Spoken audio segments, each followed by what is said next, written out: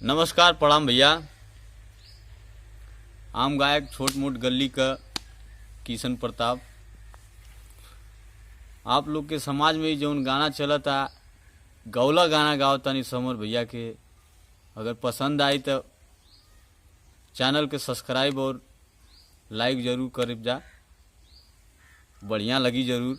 आशा ना पूरा विश्वास बा भैया।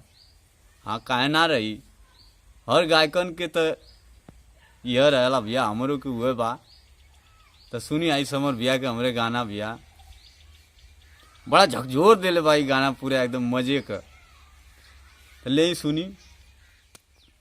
और नई हर से जब ससुरा गईलू, और नई हर से जब ससुरा गईलू, क बजे दिया बुतैलू, भतार संगे का कैलू, भतार संगे का कैलू।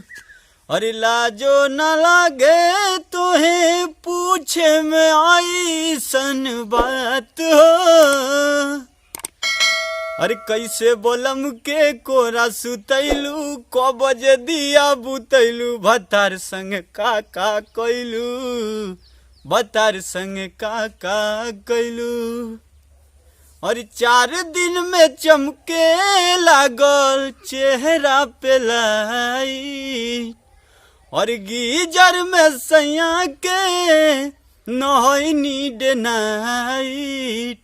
और 4 दिन में चमके लागल चेहरा पे लाइट, आ गीजर में सैया के नहैनी डे नाइट। और कैसे बलम के गोदी में लिहलू, गुलबिया चादर उड़ा के, भतार संगे का कैलू, भतार संगे का कैलू। धन्यवाद।